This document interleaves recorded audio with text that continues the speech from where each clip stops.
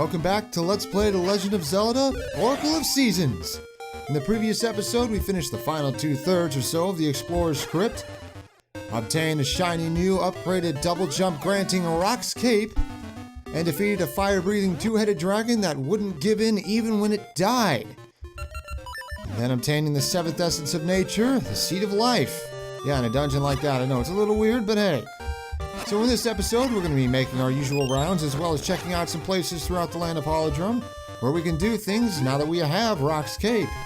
And then setting off toward the 8th dungeon.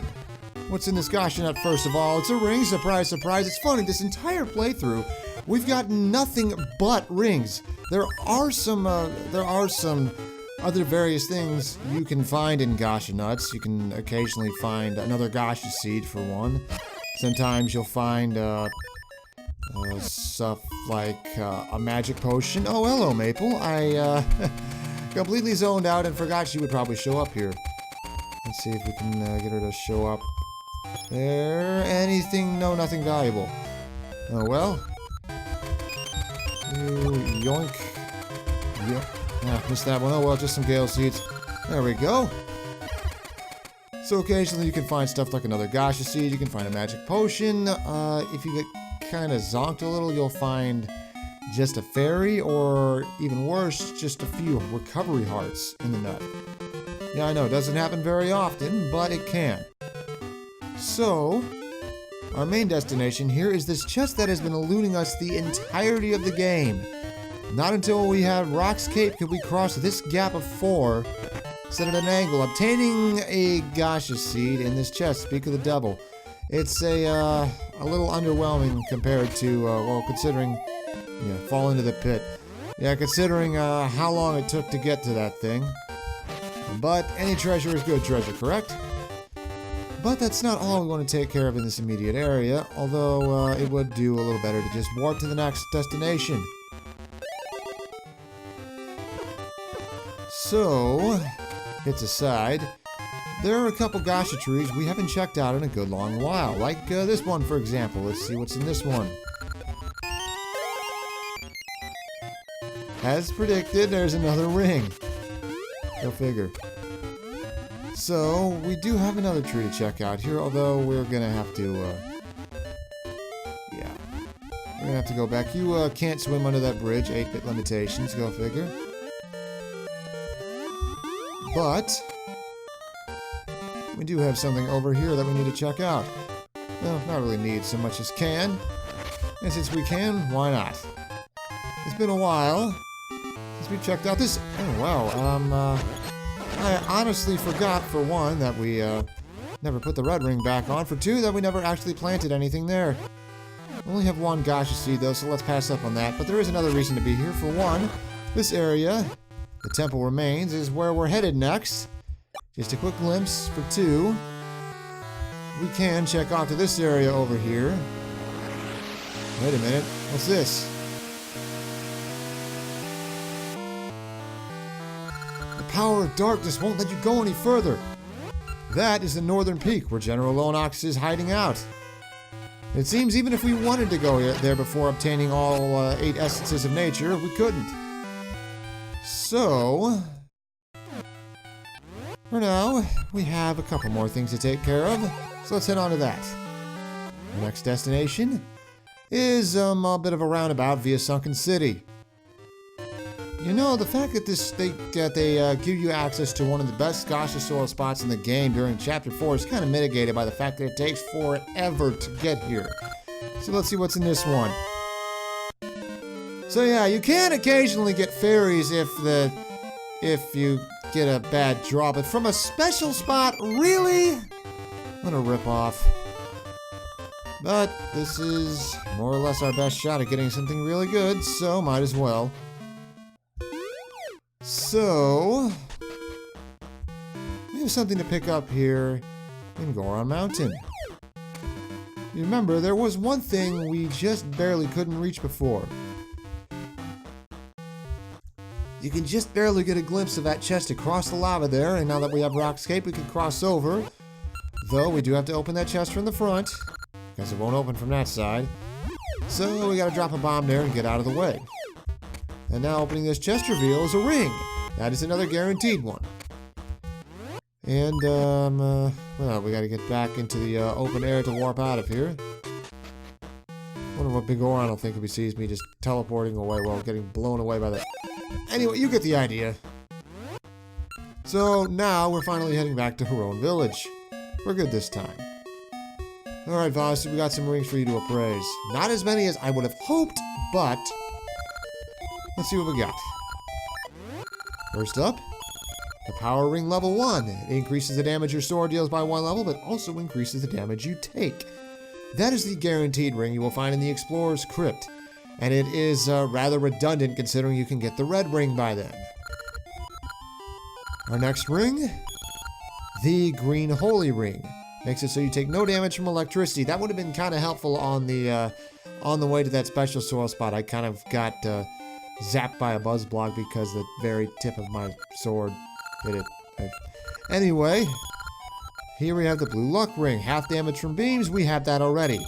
All in all, we got a really raw deal from these Gasha trees. So this last one is the one we got from Goron Mountain's chest, and this is the Armor Ring Level 2. The opposite of the Power Rings, it reduces the damage you take by a couple levels, but also makes it so your sword doesn't hit worth a damn. I guess it can kind of come in handy if you're very good at dealing damage with your other items, but overall it's just kind of meh. And so we do have one more stop to make while we're in the village. As per usual, let's check out the Maku tree. Actually, interestingly enough, once you've gotten this far in the game, the Maku tree doesn't sleep anymore. Where it's the final lesson to... oh, he actually says something new. I actually didn't know that. He says something new if you talk to him directly there. So now if we head upward, if we go up to the higher reaches of the tree, not only is there another free Gasha seed here, something is very clearly growing there. Rather interesting. By the way, for your information, you can't just use a Gale Seed to get out of the Maku tree's upper reaches. I know, I tried, it didn't work. So now we're going to be checking on the temple remains for real this time. And you know, in hindsight, well, I'll get to that in a bit. So you want to have Rock's Cape at the ready here, as you will be doing some pit jumping. Let's break this sign while we're in the area too. Might as well, right? So we're back here. This time we actually have a legitimate reason for being here. Come on, come on. There we go. All in Change Soldier ain't nothing but a thing. Jump the gap and now we're into the temple remains proper. As you can see by the change of season. From winter to winter, yes, I know. But anyway, we are in the proper temple remains. This is where the Temple of Seasons originally stood, as you can see by the sign, before Onox cast it into the depths of Subrosia. There's some Limeless here. You know, this is a tough place when they're running around. Although the Tektites might tell you otherwise. You see, in hindsight, I probably should have gone this way to get to the special soil spot because it's right here. This is the other way into the temple remains. Oh well, hindsight's 20/20, as they say. But for now, we want to head into the... he just bum rushed me. Cheap shot. But for now, let's see if we can get anything here. Pegasus Seeds. Well, interesting little trick by the developers here. You see, those were only gaps of 3 blocking your way into this area, so you could use the Rock's Feather boosted by Pegasus Seeds to get here a little early. And so, they made sure you get some guaranteed Pegasus Seeds in these bushes here to ensure you don't get stuck. Very sneaky, smart move on the developer's part. So, let's check this area out a little at first. We got some snow piles in the way here. See a tree stump up above. A little further along here. Amazing how many things are still left here, even though the Temple of Seasons actually got, you know, sent way underground. But we have a long gap of 7 here that not even a Pegasus Seed, combined with the Rock's Cape, will let us cross. So, well, they're probably not going to give us a level 3 version of Rock's Feathers, so there's got to be something we can do here. Perhaps off to the east, we can get a glimpse of a Subrosia portal there. That's got to be interesting. Another tree stump here. Off to the right, we find a suspiciously vine-shaped gap in the wall. And let's see if there's anything a little further north. No, there's nothing we can reach here. Bunch of dark nuts guarding nothing. Not sure why they're even here, to be honest. Unless they just kind of moved in after the temple fell. More, well, we have a Subrosia portal there. That's interesting. And just a whole bunch of stuff we can't do much with. Or can we? You see, to move onward here, we have to take advantage of a lesser abused aspect of one of the seasons. You see, one of the things that can happen when fall hits is that the leaf piles cover the ground. And when they're there, as we saw in Tarm Ruins, they can cover pits. And now this is one of the first and only times where that will actually become very important. As leaf piles come down out of nowhere from trees that just do not exist apparently, and cover this pit. Another glimpse of something a little higher up there. Down here we have just a little bush here, just sitting in the middle of nowhere. That's a Subrosia portal sitting isolated with those rocks in the way, or is it because we saw that in winter, just like in Tarm Ruins, this area makes you really use the seasons. We saw that a snowdrift grants us access. And so it seems that just in every chapter of this game after the first, they're going to find a way to get us to go to Subrosia. Here in this chapter, last chapter to help out the pirates, the previous chapter for the Iron Shield side quest, what are we going to be doing this time? But here's that little isolated section that we saw a while back but couldn't reach. That rock will now stay gone permanently, allowing us to reach this section as a shortcut whenever we need, with help of Rock's Cape, of course. And the fact that this rock stays gone just makes the fact that that rock near level 1 in the overworld does not even more egregious. So in here we have this guy chucking some various important things into a boss key? Another boss key? A third. Wow, what are the odds? 3 in a row. This shoots off huge fireworks. This guy, hey, I could have used those. This guy, a fish? Where'd he get that? Oh, a ring. Yeah, he checks a bunch of important stuff. You actually can't steal any of it out of midair, which is kind of sad because he will occasionally throw a heart piece in there. Don't worry, that's not crucial. This guy will not be here until you've obtained 7 Essences of Nature. This is kind of important since we only had to use Rock's Feather and the Powers of Fall and Winter to get here, meaning you could have gotten here as soon as 4 dungeons in. But this guy will not show up until you've made it this far in the game, and you will not be able to activate the volcano until you get here. So to do that, even though I kind of gave it away at first, we want to throw in here the only thing that he isn't trying to. The bomb that sets off the volcano. But it does more than just do stuff down here in Subrosia. You see, the eruption reaches above ground and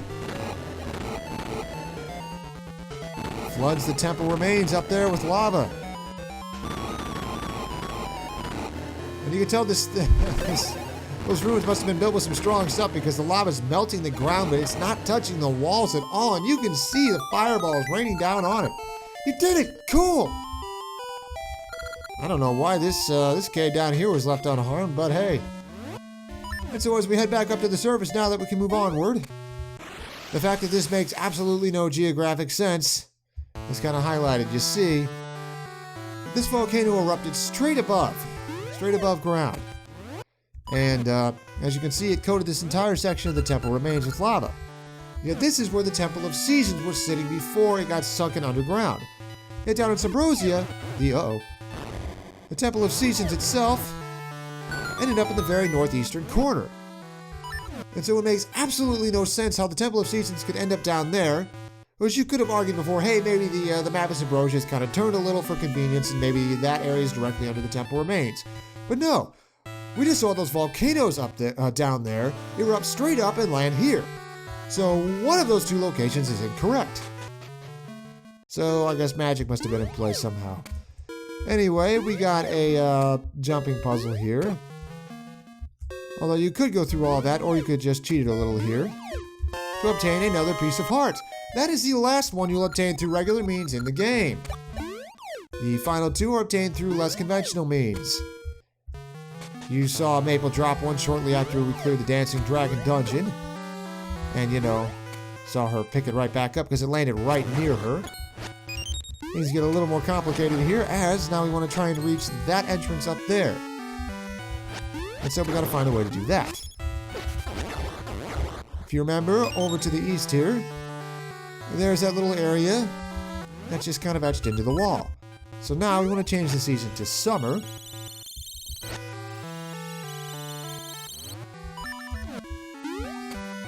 And head over here. Push the, that's not what I want. Wait. There. Get the Lionels out of the way. It's a bold piece of grass to be growing here in this corner. Climb the vines that also are somehow growing despite all of this lava. Okay. Well, let's see if we can make this a little tricky. There we go. Nothing like an opportunity to show off, right? And, man, let's get that crow out of the way. There we go. And into this cave. Some stuff to be found here. You can use a magnet gloves or a Pegasus seed boosted rocks cape jump to cross these. Easy does it. Those Ols aren't very smart. At the ferry, there we go. Head up. Got some rocks to push out of the way. This one will only push from east to west. Oh no, no, there we go. There we go. A little more complicated than it looks at first, isn't it? Push that one, push this to the east, and further upward. Those caves weren't any particularly tougher than the ones we've seen already. You have some Lionels running around the ramparts up here. More stairs, meaning another cave. You'd think this would be more ruinsy down here and not a cave, but watch out for those cracked floors. 6 keys there, all hidden amongst the abyss.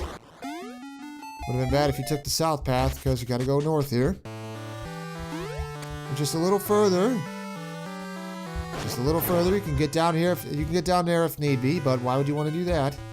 As you can see, we've explored almost the entire overworld now. That is something, ain't it? And now we go into here to find an impromptu fairy fountain and a very important looking Subrosia portal. Where will this lead? This last section that we couldn't get to before. You remember that guy with his secret stash a screen north of here? And we, well, not exactly north, but nearby.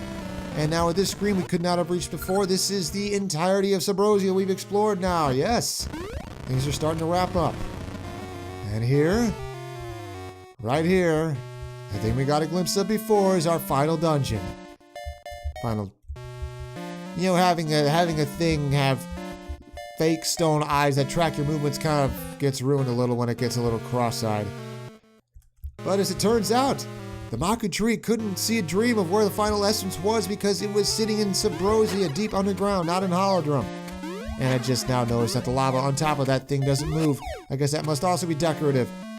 But so, we got quite a bit done here. We took care of some side questing and secret finding, made our rounds around her own village, explored the entirety of the temple remains, set off a volcanic eruption to let us explore further in the temple remains and damaging a priceless historical landmark. And finally, reached the entrance of the 8th and final dungeon.